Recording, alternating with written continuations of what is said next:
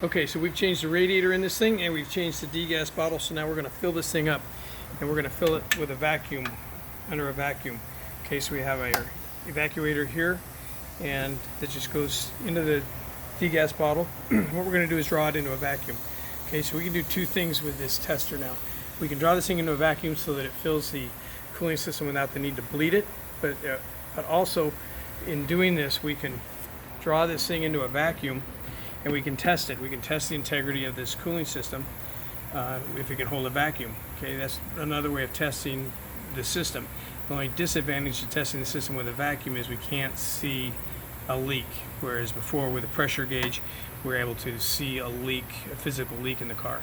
This, the only thing we can do is verify that it actually holds a vacuum or it doesn't. If it holds a vacuum, we know that we're in good shape. If it doesn't, we won't. So what we're going to do is just we hook it up to an air hose. We're going to air it down. It's going to draw it into a vacuum. Get it started here.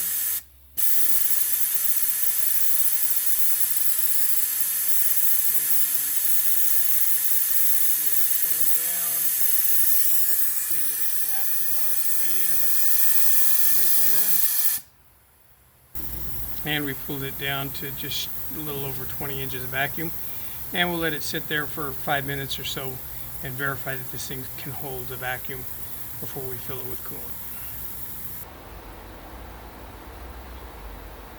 Okay, so while we're waiting for that vacuum test, we're going to blend some coolant. And all we do is we like to simply blend it in a mixing bottle. We use this is deionized water that we get out of our machine, out of the wash bay. We're just going to pour 1 for 1, a gallon of water and a gallon of Ford Premium Gold coolant.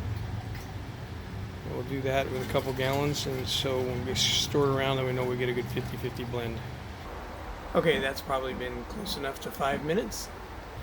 Okay, and you can see that it has held a vacuum, so we can pretty much trust the integrity of this cooling system at this point. So now we're going to fill it up. Okay, so now we've blended this. We're going to just drop the hose from this tester straight into there.